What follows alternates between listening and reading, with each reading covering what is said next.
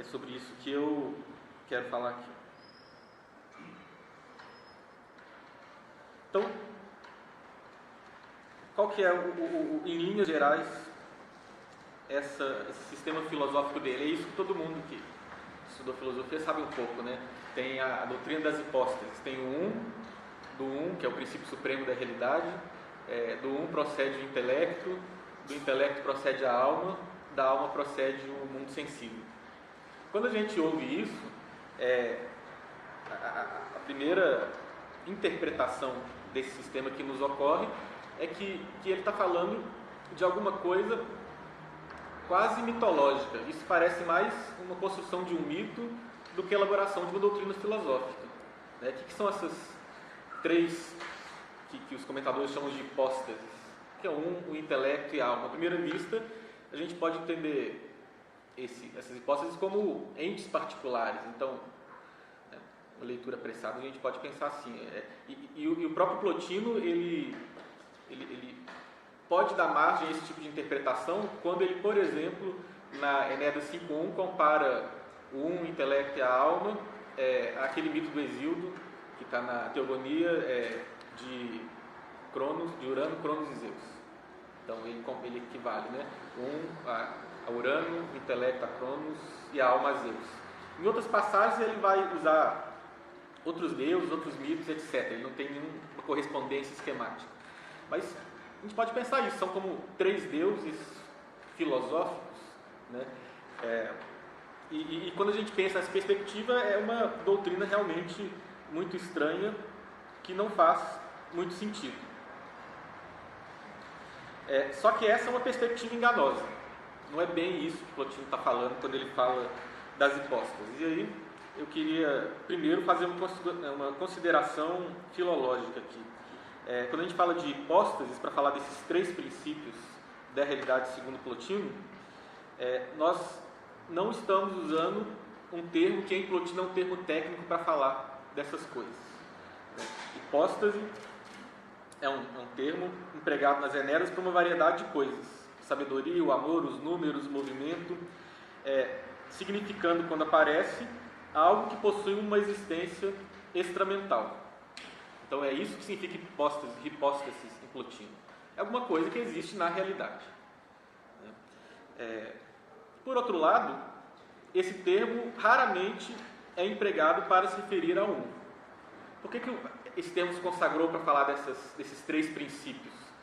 Porque tem um tratado de Plotino, a Enéida 5.1, cujo nome é sobre as três hipóstases principais. Então, é nesse tratado que o termo aparece para falar desses três princípios, mas esses títulos dos tratados de Plotino não foram dados por Plotino, foram dados pelos editores dele. A gente não sabe se por Porfírio, um editor anterior ou posterior. Então, é um termo que se consagrou entre os comentadores. Eu acho um termo que nós podemos usar validamente, mas tendo em mente que não é um termo de Plotino mesmo. Alguns comentadores que justamente tentam usar uma terminologia mais próxima do próprio Plotino, como o Gerson Lloyd, ele prefere usar o termo princípios, arcai, que é mais usado nas Enéidas mesmo, para se referir à alma, ao intelecto e ao mundo. Esse termo princípio é mais adequado mesmo, porque ele torna mais difícil nós fazermos essa interpretação desses três, o intelecto e a alma, como três entes particulares, né? A gente pode pensar em hipóstases nesse sentido, como se fossem deuses. Quando a gente fala princípios, está mais próximo do que Plotino está querendo se fazer entender. Esses três são três princípios da realidade, três princípios metafísicos. Então, a gente pode usar hipóteses se a gente tiver em mente essa nuance filológica. A segunda consideração que é importante fazer é justamente essa. Não são indivíduos. A gente não pode nem mesmo usar a palavra ente para designar esses três princípios. A expressão ton, em Plotino, ela se refere, o ente, se refere mais especificamente ao intelecto e às formas inteligíveis. O intelecto é o mundo das ideias, pensa a si mesmo, Plotino. Esse é o Toon, esse é o verdadeiro ente, e as formas são os entes. Os entes sensíveis, né, os corpos do mundo sensível, eles são entes, coisas que existem de uma certa forma. Eles não têm uma existência plena como as formas inteligíveis. E por quê? Porque são coisas que estão sujeitas à ação do tempo. Elas surgem e desaparecem. Então, existem por um tempo. Então, não são efetivamente existentes, efetivamente entes. São entes por participação. Participam das formas e, portanto, são entes. Por sua vez, o Um também não é um ente. Toon não é uma expressão que possa ser aplicada a Um. Inclusive, Plotino fala em algumas passagens que o Um é superior ao ente. Tá? E aí, eu vou falar daqui a pouco, não significa necessariamente ao ser, ao existir. Essas palavras todas são muito complicadas e elas têm que ser bem definidas em cada filósofo, porque cada um está usando elas de um jeito. Né? Em Plotino, o Um não é um ente, por quê? Porque o Um ele não é delimitado. Ele não é uma forma inteligível ou algo que participa de uma forma. Ele é um princípio que precisa ser postulado para que as formas existam, porque tudo que existe tem que ter unidade. Então, não é uma forma, portanto, não tem delimitação, e para Plotino, as coisas que são as coisas que são alguma coisa determinada, diferente de outra coisa determinada. O Um, ele está, de algum modo, acima desse tipo de delimitação. Portanto, não é um ente. Não dá para usar a expressão Toon para falar do Um. Plotino usa o verbo eina, às vezes, para falar do existir. O Um existe. Essa palavra existir no sentido mínimo de qualquer coisa aí que se encontra na realidade. Mas como ele não é algo determinado, ele não pode ser um ente. Então, a palavra Toon, ente, não pode ser usada nem para rigorosamente falar desses três princípios.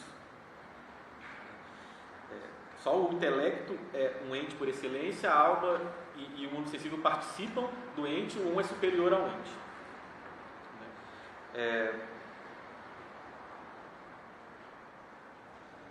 Outra coisa, quando a gente pensa em coisas que estão na realidade, né, nós contemporâneos, que imageticamente, né, nossa cosmovisão, estou pensando não nas nossas teorias mais refinadas, etc., mas falando assim, nossa visão imaginativa do mundo, na verdade é a visão que remonta ao De Rerum Natura do Lucrécio, que foi redescoberto na época da Revolução Científica, e o nosso mundo, a gente pensa, como é que o mundo é? É um mundo infinito composto de átomos e vazio.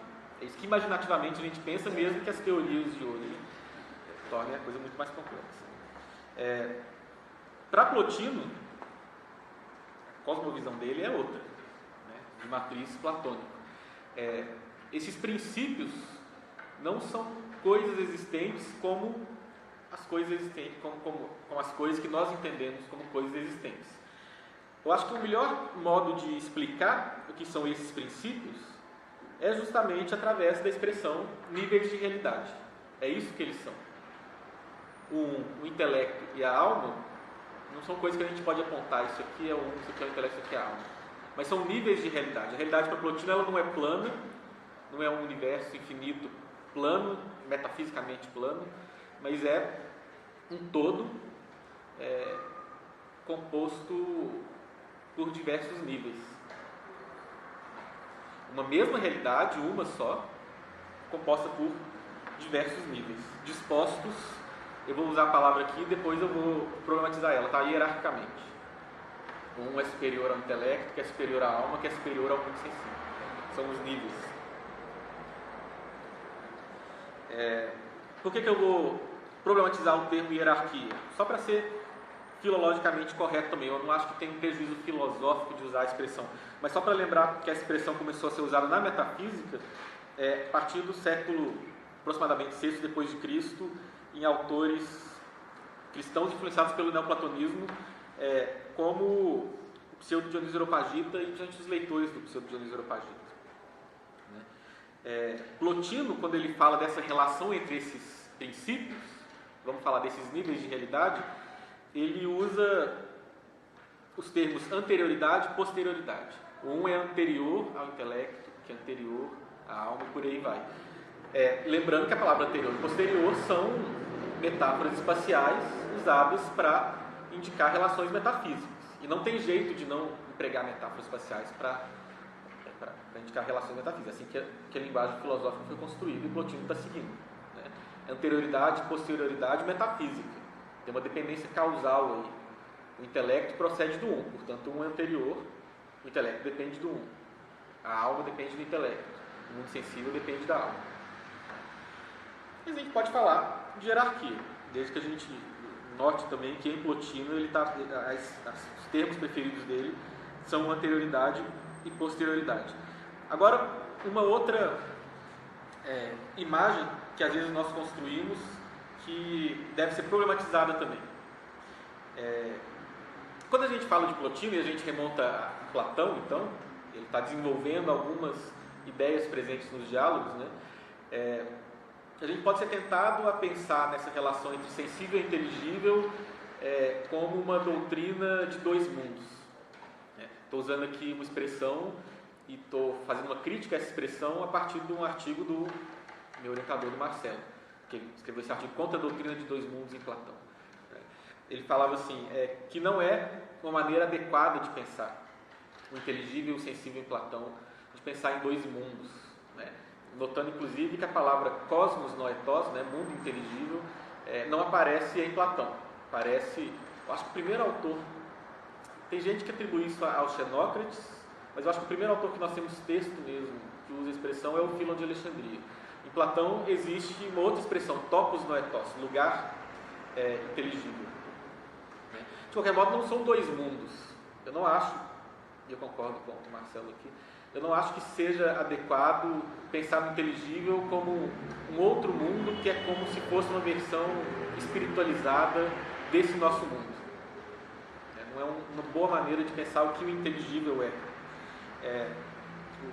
O Marcelo notava no artigo que se nós admitimos que um desses planos, desses níveis, seja causa do outro, e de fato em Platão esse mundo sensível ele participa do inteligível, então tem algum tipo de relação causal aí, não causalidade eficiente, né, mas tem alguma relação causal aí. Isso significa que não se pode falar em dois mundos, existe uma unidade entre esses dois, e de fato é mais adequado falar em um mesmo real, em um todo, uma mesma realidade,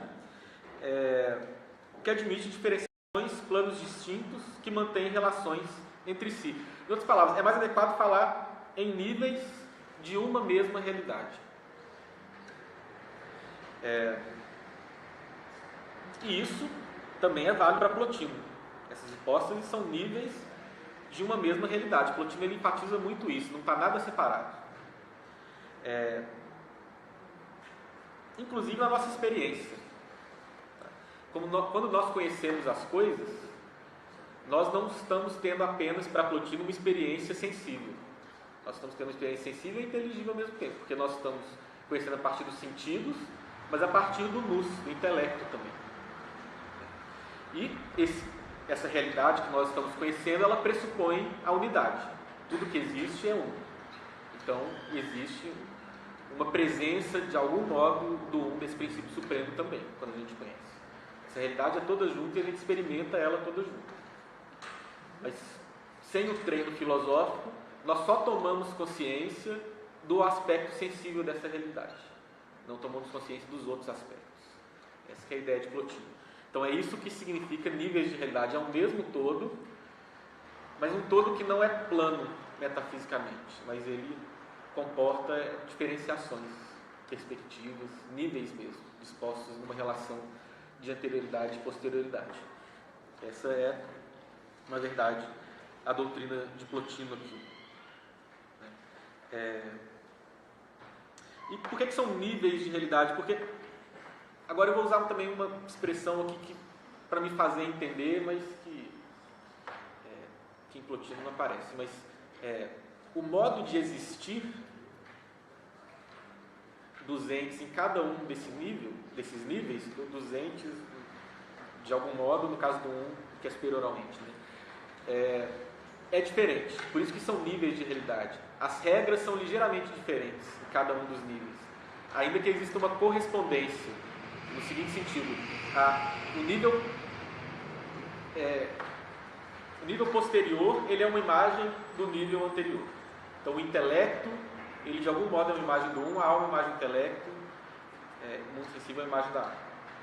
Então, tem uma relação de analogia aí. Mas o modo de existir é diferente, né? Cada nível tem um nível de unidade superior, um nível de beleza, cada nível superior existe de uma maneira superior também, né? Ou seja, possui mais unidade, beleza, mais autonomia, ou seja, depende de menos coisas. Um é absolutamente independente, não depende de nada para ser, né? O intelecto depende do um, e por aí vai. Agora, essa coisa de unidade em Plotino é essencial e ajuda a entender o que eu estou falando quando eu falo de modos de existir diferentes. Quando a gente entende alguma coisa que existe, nossa visão, né? Uma árvore existe, um ser humano existe, uma cadeira existe. São indivíduos particulares, distintos uns dos outros, né?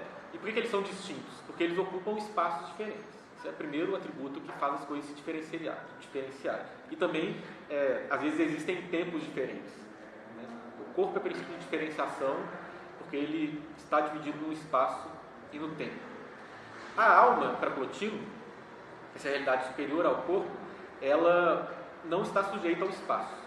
Então, não vai ser dividida pelo espaço. Mas a alma é o princípio do tempo. Na alma existe o tempo. Então, a alma vai se diferenciar, uma alma vai se diferenciar da outra, de uma outra maneira, que não é o espaço. E por isso existe uma unidade maior entre as almas do que entre os corpos. O que significa isso? Tem uma doutrina em Plotino que é super complicada de entender, mas que é baseada nessa noção. Ele fala que as almas, cada alma é uma alma diferente da outra, existem várias almas, mas num nível metafísico superior, todas as almas são uma alma só. Elas são múltiplas e são unas ao mesmo tempo.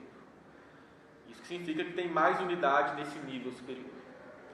No intelecto, o que é o intelecto? É a totalidade das formas inteligíveis que se pensam, né? E o intelecto que pensa elas. Essas formas, elas também, todas elas têm uma união umas com as outras, elas não estão separadas no espaço. O intelecto não é um lugar cheio de forma, uma num lugar diferente da outra, né? Tem um espaço para separar elas. Então elas têm uma unidade também. Plotino vai falar que a unidade é ainda maior do que entre as almas. Se ela fala assim que as almas são múltiplas e unas, ela vai falar que as formas são unas e múltiplas, para indicar que é uma unidade superior aí, né? O que a gente pode entender mais ou menos quando a gente pensa, isso é um exemplo de Plotino mesmo, uma ciência qualquer, geometria, por exemplo. Como que cada ideia da geometria está relacionada com a outra ideia, né? Está tudo uma ideia relacionada com a outra, não é uma coisa absolutamente separada. E ele fala que a totalidade das formas é alguma coisa desse tipo. Esse é o exemplo que ele usa. E por fim, o um é a unidade suprema.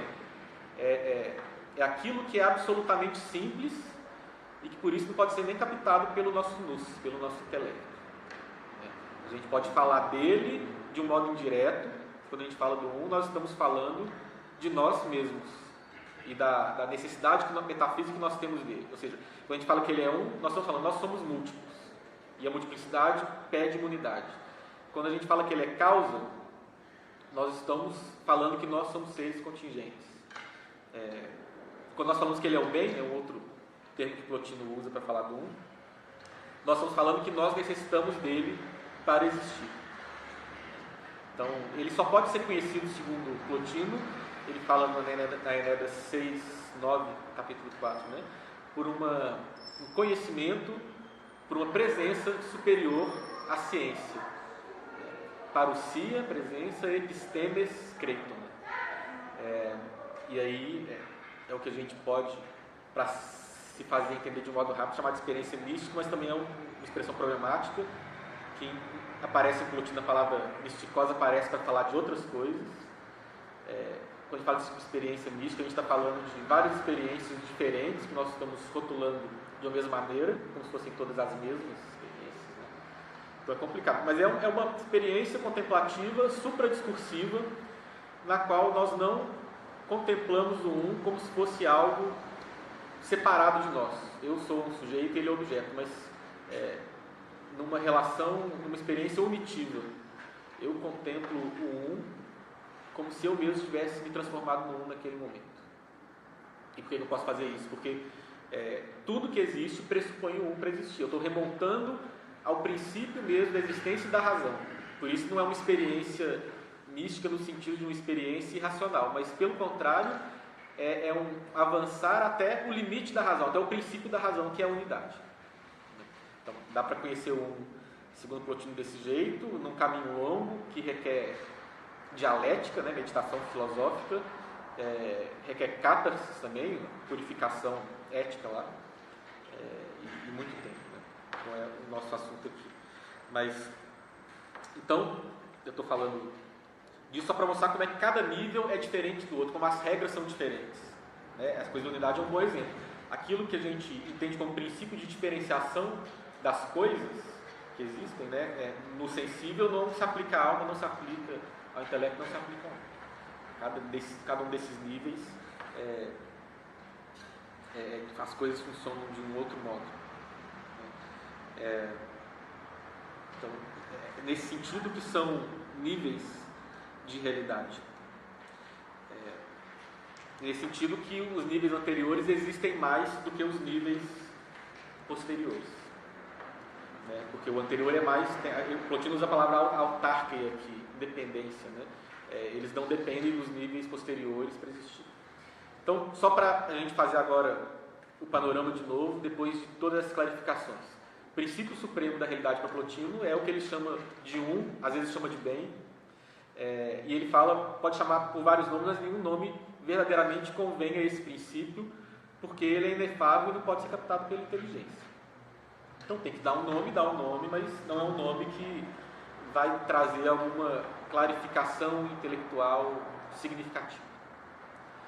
Desse um procede, aí o sentido de processão de Plotino também é complexo, né? Mas não é um panteísmo, né? Mas do um procede o intelecto. O que é o intelecto? Totalidade das formas inteligíveis, né? Uma das coisas, o que são as formas inteligíveis? Né? A coisa de Platão, são as possibilidades,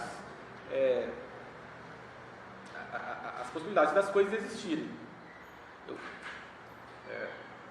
Uma das coisas que podem existir é o próprio pensamento. Então, o intelecto, para Plotino, são as totalidades das formas inteligíveis, mas é também essas formas enquanto são pensadas por o intelecto. Então, são as formas, aquilo que é conhecido e aquilo que conhece. Isso é o intelecto. Então, o intelecto, está vendo? É um nível de realidade, porque as várias formas inteligíveis são esse intelecto. Depois tem a alma, a hipóstase alma, o princípio alma. Nesse princípio que se encontram tudo que é alma, todas as almas. Quais são as almas para Plotino? As almas dos seres humanos, né? São almas. Ele fala também, a partir do Timeu de Platão, em alma do mundo. Então, esse todo, esse mundo sensível aqui, o cosmos, né? Ele também tem uma alma. Ele é um animal que tem um corpo, que é o sensível, e uma alma para Plotino, tal como nós. E a hipóstase alma é esse nível de realidade das coisas que são alma. Que, como eu falei, são múltiplas, mas tem uma unidade aí profunda. E depois o sensível, onde tem todos os corpos e tal, mas tudo que existe nesse mundo sensível tem uma unidade também. Não são coisas totalmente separadas umas das outras. É o que Plotino está falando. É como se o universo fosse um animal. Ele usa esses termos às vezes. Que tem um corpo, que é o que a gente percebe pelos sentidos, e tem uma alma também. Nesse sentido, então, que nós podemos falar em níveis de realidade para Plotino. Para terminar, eu só queria mencionar rapidamente alguns dos argumentos que Plotino usa para afirmar a existência desses níveis de realidade. Não é uma coisa que ele... uma das maneiras que alguns comentadores usam para explicar por que esses níveis aparecem em Plotino via influência de Platão e da discussão do médio platonismo anterior a ele. E, de fato, Plotino ele faz parte de uma tradição, desde o século I a.C., alguns filósofos estão retomando Platão metafisicamente e pensando em níveis de realidade, etc. E Plotino está nesse debate. Mas Plotino oferece argumentos para cada um desses níveis. E é interessante quando a gente lê as Enéidas num sentido cronológico, porque a gente percebe que Plotino, nas 11 primeiras Enéidas, ele tem um plano muito preciso de ir passo a passo tratando e argumentando a favor da existência de cada um desses níveis. Então a Enéida 1.6, que é como se fosse uma introdução, é o primeiro tratado que Plotino escreveu sobre o belo, que é o mais conhecido também. Ele é como que, isso mesmo, uma introdução geral, que ele vai falar do mundo sensível, sobre como o belo nesse nosso mundo é importante e útil para essa ascensão filosófica. Ele vai falar rapidamente sobre a alma, sobre o intelecto, sobre o mundo. Na segunda Enéida, que é o tratado 4.7, Plotino vai discutir especificamente sobre a alma e vai dar argumentos para falar da existência dessa alma, para falar que ela de fato existe. Aí ele vai discutir com os epicuristas, numa parte do tratado, vai discutir com os estoicos em outra, porque a noção de alma dele é uma noção platônica e não estoica, né? Então, não dá para desenvolver extensamente a argumentação de Plotino aqui nessa apresentação para cada uma dessas hipóteses. Precisaria de uma apresentação para cada uma delas, né? Eu vou falar bem rapidamente alguns dos argumentos para cada uma delas, só para vocês terem uma noção. Notando o seguinte, em Plotino, esses argumentos e a filosofia dele não tem uma intenção apenas, vou chamar de teorética, da gente então ter uma defesa forte de algumas teses. Para ele é mais do que isso, né? O fim último da filosofia, que não é para todo mundo, né? Quem quiser só ouvir para entender mais ou menos, muita gente fazia isso indo na escola dele, mas para ele o fim último da filosofia mais profunda é essa ascensão da alma do sensível até o único. Não uma ascensão física, obviamente, mas um despertar contemplativo, né? Fazer o filósofo deixar de ter sua consciência voltada toda para o sensível e descobrir na própria alma o intelecto e dessa experiência supradiscursiva. E esses argumentos têm essa intenção anagógica também.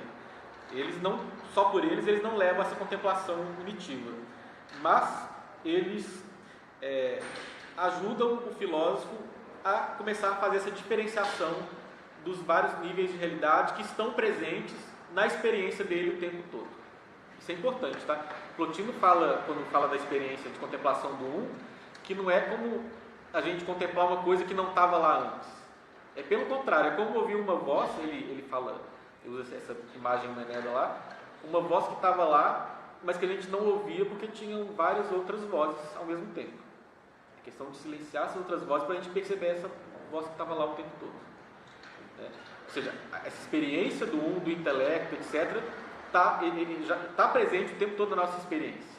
A gente não tem uma experiência apenas sensível, mas o treinamento filosófico existe para isso, para a gente perceber que existem esses planos todos. Então, vou falar brevemente mesmo. Primeiro, o Tratado da Alma, ele vai colocando um argumento atrás do outro, aquela coisa típica de vários filósofos antigos de fazer elenco de argumentos, alguns melhores, outros piores. Eu queria só mencionar, e rapidamente, sem tentar ser preciso, porque isso demoraria, falar de dois. O primeiro é que, para Plotino, a alma tem que ser postulada para explicar a ordem do mundo sensível. Por que existe regularidade nesse mundo? Por que existe ordem? Por que as coisas existem de um modo definido e não de outro?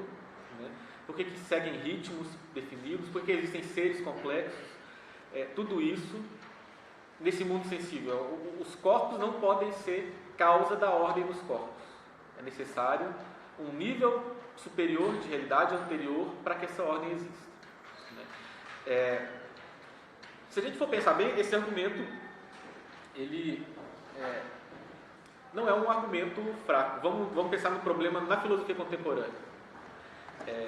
Por que a gente acha que existe ordem no mundo, né? A primeira resposta mais rápida é porque existem leis da física, né?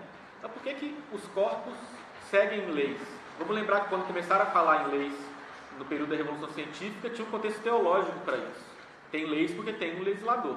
Depois, quando a noção de legislador deixou de ser importante para a ciência, aí a gente continuou falando de lei, mas perdeu a inteligibilidade filosófica mais profunda disso. E aí tem toda a discussão contemporânea em filosofia da ciência, né? Tem, pessoal, a perspectiva mais humeana lá, eu não sei até onde que realmente explica por que as regularidades existem de um modo quase infalível, né? Tem a coisa dessas novas ontologias aí, de potência, etc. Né? Plotino está respondendo porque existe um princípio da realidade superior, que é o que ele está chamando de alma. Só que aí ele vai falar, esse é o primeiro argumento. O segundo argumento, para explicar a nossa própria experiência cognitiva, né? Porque nós não somos seres apenas recebendo afecções sensíveis. Mas primeiro, tem uma unidade. Tudo que a gente recebe de afecção sensível tem um centro de consciência aí. Plotino também não usa a palavra consciência, ele vai usar 3 palavras: paracolútesis, sináistesis e sínesis. Também não vou ter tempo de falar das nuances aqui. Vou usar provisoriamente a palavra consciência, eu também não acho que tem um grande prejuízo filosófico nisso. Mas tem que ter uma unidade da consciência. Só até um argumento que ele está pegando os históricos aí e se apropriando. E também aquela coisa que está aquele argumento que está no Fédon de Platão, né? Nós, seres humanos, quando pensamos filosoficamente, nós temos consciência de realidades inteligíveis. A gente entende, por exemplo, um teorema matemático, o que é o igual, as essências de algumas coisas, né? E isso não é uma experiência sensível. Tem alguma coisa em nós que tem uma abertura para o que não é material. Portanto, deve ter um princípio em nós que não é material. Ele tem vários outros argumentos, mas realmente não vamos ter tempo de falar deles aqui. Eu quero falar agora de um argumento que aparece na Enéida agora, a Enéida 5:9, da existência do intelecto, do mundo, das ideias, né, da totalidade dele. E continuando nessa argumentação da alma aí. O mundo sensível ele tem uma ordem que os corpos mesmos não podem explicar. Então precisa de um nível superior de realidade, que é a alma, para ser causa dessa ordem. Só que a alma não pode ser a única causa dessa ordem. Por quê? Porque o que é essa ordem? São relações inteligíveis que estão pressupostas nos entes materiais, né? Então as coisas têm formas geométricas, seguem leis, certos de movimento, tem inteligibilidade nesse mundo sensível. A alma está sendo causa dessa inteligibilidade, mas essa inteligibilidade não pode ser a própria alma. Deve existir algum nível de realidade superior que sejam essas próprias inteligibilidades que se manifestem no sensível e todo tipo de inteligibilidade possível, né? Formas essas estruturas. E isso é justamente o intelecto para Plotino. Tem que ser um nível superior à alma, inclusive, porque a alma, Plotino vai usar uma metáfora, olha para essas formas para fazer esse mundo sensível, a ordem desse mundo sensível, a imagem delas. Plotino vai falar que no mundo sensível existem logoi, né, proporções, rationes, né, dessas formas, que são imagens dessas formas inteligíveis, que é o que a alma faz. Então, o intelecto ele deve existir por isso. Agora, obviamente que quando eu estou usando aqui a palavra existir, né, eu não estou usando ela no sentido que nós usamos a palavra existir para falar do mundo sensível. O problema aqui de Plotino é esse. A gente, nas discussões contemporâneas, esse problema se coloca da seguinte forma, não pensando em essências, etc., mas em objetos matemáticos, né? Eles existem, mesmo se, aí eu sou um platônico matemático, mas mesmo se não houvesse ninguém para pensar no teorema de Pitágoras, seria uma possibilidade. Então, existe, mas não existe, a palavra existir não pode ter o mesmo sentido de eu falar uma cadeira existe. Que existência é essa? É um outro nível de realidade, com outro sentido de existência. Plotino vai discutir isso em alguns tratados. Ele vai falar justamente, é um modo de existência superior. E é interessante, agora ele está indo contra a nossa visão de mundo, mesmo para os platônicos. Né? Ele está falando, a existência dessas relações inteligíveis, dessas realidades inteligíveis, é superior à das coisas aqui do mundo sensível. E por que é superior? Porque esse mundo, para existir, pressupõe essas coisas. Né? Para uma cadeira existir, ela tem que estar seguindo as leis da proporção, da geometria, da gravidade, etc. Mas essas coisas, do modo que elas existem, elas não pressupõem que uma cadeira existe, enquanto elas são possibilidades. Então, por isso que existe mais, porque tem independência. Mas não é o mesmo sentido de existir. E esse é um problema filosófico até hoje. Eu também não tenho solução, nem nenhuma opinião, mas estou querendo tornar o Plotino inteligível e mostrar como ele está tratando de problemas que nós também estamos tratando de algum modo ainda. Né? Agora, para terminar, sobre o 1. O argumento do 1 ele vai tratar na Enéida 6.9, que é o 9º tratado. Nesse tratado ele vai falar o seguinte, ele vai começar com a seguinte constatação: tudo que existe é um. Tudo que existe tem unidade. Né? Uma mesa, ela tem uma unidade, ela é uma mesa. Se eu dividir ela em duas, vão virar duas mesas ou dois objetos diferentes que antes foram uma mesa, que tem, por sua vez, unidade. Não tem nada que exista que não tenha unidade. Né? É uma observação que Aristóteles, ao seu modo, fez na metafísica, mas para Aristóteles, então, o 1 e o existir são, de algum modo, equivalentes. Para Plotino, não. A argumentação dele vai na direção de falar que a unidade anterior à existência é condição para que as coisas existam. O 1 é anterior ao ente, não equivalente. Para as coisas existirem, elas precisam do 1. Para os entes determinados existirem, precisam ser 1. Então, eles pressupõem a unidade. Então, o 1 é anterior ao ente. E aí ele fala, mas qual que é o princípio de unidade dos entes, dos seres, das coisas que existem? Ele fala, não pode ser a alma. Porque a alma, inclusive, ela, de algum modo, é o princípio da unidade do mundo sensível, porque dá ordem e dá unidade para as coisas. Mas a alma, ela mesma, precisa de um princípio que explique a sua própria unidade, porque ela é múltipla. Porque a alma, e quando ele está falando alma, falando da hipótese de alma e da alma do mundo também, porque a alma do mundo é o que dá a ordem aqui para o princípio. Né? As almas individuais controlam, de algum modo, os entes individuais, os seres humanos. Então, ele fala, a alma ela tem várias potências. Né? Ela intelige, ela tem uma relação com o sensível, ela tem potência, né, sensitiva e vegetativa. Então ela é múltipla também, mas ela é una ao mesmo tempo. Ela tem que ter um princípio de unidade que não pode ser ela mesma. Então, qual que é esse princípio? Será o intelecto? Né? A alma é uma unidade porque ela participa aí de alguma forma inteligível do homem, da alma, e em Plotino é confuso essa parte. Mas tem alguma participação com o mundo inteligível. Mas o mundo inteligível não pode ser um princípio de unidade, ele também necessita de um princípio de unidade. Primeiro, por quê? Porque as formas inteligíveis são infinitas. Ao mesmo tempo, o intelecto é um. É uma infinidade, é multiplicidade na unidade. Segunda coisa, o intelecto ele é marcado por uma dualidade fundamental entre o intelecto, aquele que compreende, e os inteligíveis, aquilo que é compreendido. Existe essa dualidade do conhecimento no intelecto. Então, o intelecto não pode ser o princípio da unidade. Portanto, esse princípio da unidade deve ser um nível de realidade anterior ao próprio intelecto, que tem que ser absolutamente simples. É por isso que o 1 é 1. Ele tem que ser absolutamente simples, porque ele é o princípio da unidade. Tudo que existe participa da unidade do 1. Porque senão, sem o 1 não pode existir. Então, esse é o argumento dele decisivo para o 1. Então, para concluir, né, esse 1, por ser absolutamente simples, como eu falei, ele não pode ser conhecido intelectualmente, mas apenas a gente pode falar sobre ele de um modo indireto. O discurso sobre ele é um discurso sobre nós.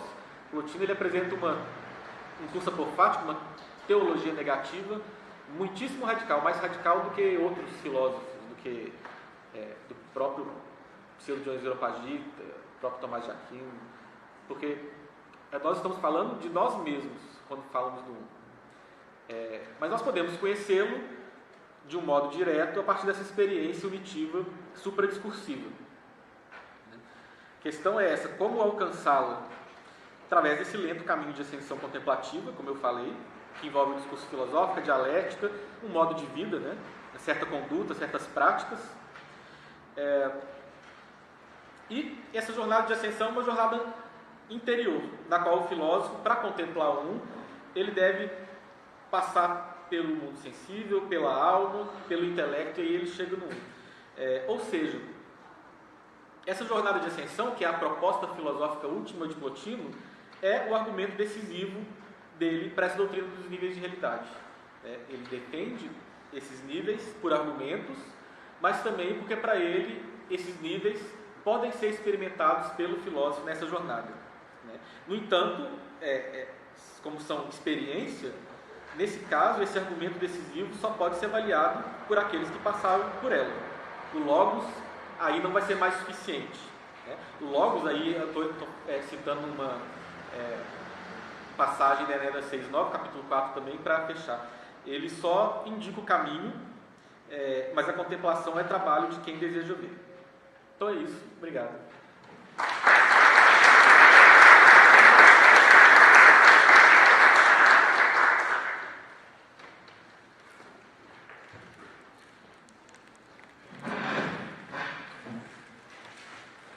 Perguntas com a plateia?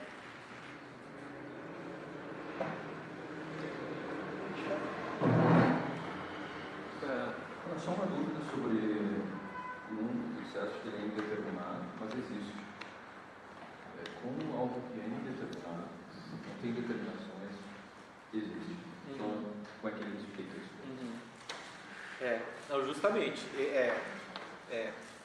Ele não é determinado porque ele não é determinado por uma forma. A forma é o princípio de determinação.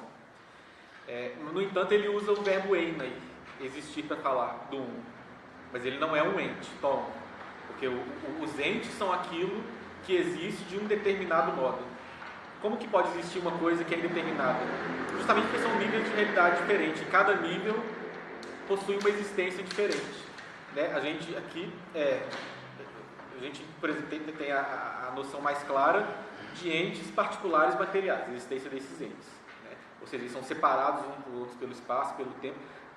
Na alma, no intelecto, as coisas existem de uma outra forma, numa unidade maior entre elas. E por fim, esse modo de existência do um, ele é um modo de existência de algo que não é delimitado por uma forma, que é uma... Agora, o que significa indeterminado aí? Significa isso, que não é uma coisa diferente de outra. É uma plenitude, né? Quando eu acredito verdadeiramente dele, eu estou determinando dele. Sim. De igual verdadeiro. Sim, justamente, aí para poder pensar isso no esquema da filosofia plotiniana, a gente tem que entender essa filosofia da linguagem sobre o um dele. Que quando nós estamos falando do um, nós não estamos falando do um, nós estamos falando de nós mesmos. Então nós não estamos predicando nada realmente sobre o um. Nós estamos falando de nós e da nossa necessidade metafísica de uma unidade. Justamente, não existe predicação rigorosa sobre o um, não.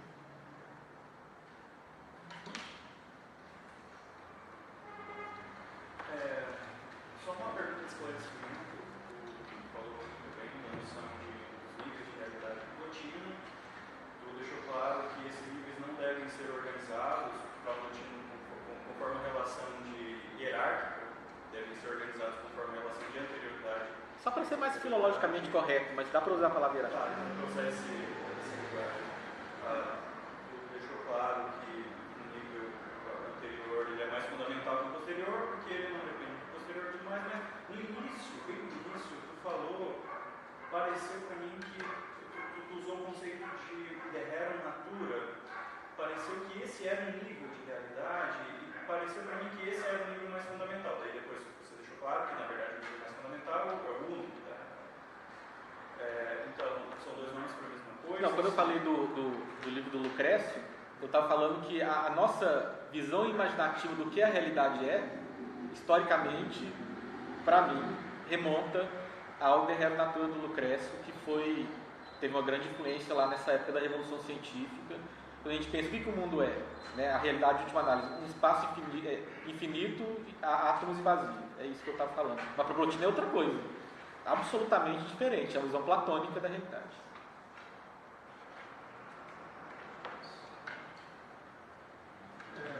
Essa experiência que ele fala, o objetivo dele é ver a alma, e lembra um pouco do Nirvana, né? Eu não sei se tem uma última geração, né? O Nirvana é sair do mundo sensível, né? Ignorar o mundo sensível. E não sei se tem algum tipo de relação, se chegou na Índia isso, essas ideias. Aí a gente entra no terreno da mística comparada, que é uma disciplina que existe, mas que é muito especulativa e dificílima de falar alguma coisa com segurança, porque para a gente saber com segurança fazer as equivalências, a gente tem que ter tido as experiências e ninguém consegue ter imagina ter as você vai ver o de Plotino ter o Nirvana, o cara é um cara extraordinário. Então, assim, tem algumas aproximações, mas eu não saberia falar qual o nível. Um livro muito bom para começar a pensar essas questões é o melhor livro que eu li sobre isso, é o do Zeiner, chama Misticismo Sacred and Profane. Ele fala para ele que existem 4 tipos de experiência mística. Uma experiência que é uma de união com o todo, por exemplo, aparece no Rimbaud, ele fala, no Proust, ou nessa ligação, ou em experiências com psicodélicos, por exemplo. Depois ele fala que existe uma experiência da alma, quando você contempla a sua própria alma, que aparece em certas tradições ascéticas da Índia. Assim. Depois ele fala que tem uma experiência do absoluto impessoal, que é a experiência da iluminação na filosofia indiana. Aí eu não sei se o Nirvana vai estar próximo disso. O Nirvana. Talvez não seja o Satori do Zen budismo. Mas para ele o Nirvana é um terceiro tipo de experiência, e na filosofia da Índia aí é uma coisa. E por fim a experiência de Deus das tradições teístas, que para ele também é um outro tipo de experiência. Agora eu mesmo não saberia te falar com vocês. Mas a minha pergunta é mais sobre se pode ter sido influência plotiniana na Índia, né? Sim. Chegou lá. Tá. Então só uma outra observação antes. Eu não sei nem mesmo em qual desses tipos de experiência do Zeiner a contemplação plotiniana está. E nem sei se é uma classificação que no fim das contas é útil para entender Plotino. Tem um debate acadêmico enorme sobre isso. Eu acho que é meio o impessoal e o pessoal junto, assim. Acho que as categorias nem funcionam. Influência do Plotino na Índia. Tem gente que acha que tem influência da Índia no Plotino. Tem certos estudiosos que desde muito tempo pensam isso, porque tem uma passagem na vida de Plotino que fala que depois dele estudar algum tempo com o mestre dele, em Alexandria, o Amônio Sacas, ele ingressou numa expedição militar lá com o imperador romano, porque ele queria conhecer a filosofia dos persas e dos indianos. E tem alguns estudiosos mais contemporâneos que notam que provavelmente existiam indianos em Alexandria na época. Então, talvez tenha alguma influência, mas dá para ler o Plotino totalmente na tradição grega também. Minha tendência, minha pesquisa se volta para assim, tem gente agora tentando ver se tem influência do gnosticismo da época, todas essas correntes, mas ele está seguindo muito na linha Platão, Aristóteles, estoicos, radicalizando algumas coisas, obviamente. Ele está colocando um elemento novo que não está nesses outros, que é essa contemplação unitiva, né? Que antes de Plotino não aparece na filosofia. Mas ele também está bastante na tradição. E eu vi um dia um cara falando que podia ter uma influência de Plotino na Índia, sim, mas aí eu achei muita especulação. Eu não entendo muito de cultura indiana para poder falar. Cada hora foi avançado do tempo, mais 2 questões bem rápidas. Uma observação aqui. Eu acho que quando você disse que o time é interessante observar que também o time transforma algumas abordagens do Platão e não exatamente um exemplo. A tese de Duro Tem um processo de internet. Em Platão, a noção de um é uma ideia, um gênero. Há uma semelhança. Platão diz que você não pode entender sem a noção de um. Você também encontra o conceito de um sofista. O um, de fato, é fundamental para o entendimento. Mas Platão nunca diz que o intelecto procede do mundo. Quer dizer, e você pode encontrar outras instâncias dessa transformação do triunfar das ideias platônicas. Eu acho isso curioso. Né? Por um lado, você vê a influência de Platão, mas por outro lado, quando você vai checar o que exatamente Platão está dizendo, há uma transformação em cada uma dessas ideias platônicas. Tem que saber como você vê isso. Certamente, é isso mesmo. Dá para traçar, a maior parte das ideias dele é Platão, mas a transformação é radical em todas elas. Todos esses níveis de realidade dá para encontrar nos diálogos. O um, ele chama de bem também, está na República. O intelecto, mundo das ideias. A alma, quando ele fala das almas mesmo, e o mundo sensível. Só que em Platão não tem um esquema desse de níveis de realidade. Ele não está pensando sobre isso, né, na hora que ele fala de cada uma dessas coisas. A Plotino está falando e ele está lendo isso nos diálogos. Eles consideram só um intérprete de Platão. E é interessante o recurso retórico que esses autores da época usam, né? Quanto mais ele se afasta, mais inovador ele é, mas ele fala que está sendo fiel. Quando ele expõe essa doutrina das hipóteses, ele fala, eu não estou falando nada novo. Isso está no Hesíodo, na coisa lá do Urano Crono de Zeus, está em Platão, está em todo mundo aí, que é interessante. Mas ele radicaliza mesmo, ele é um inovador.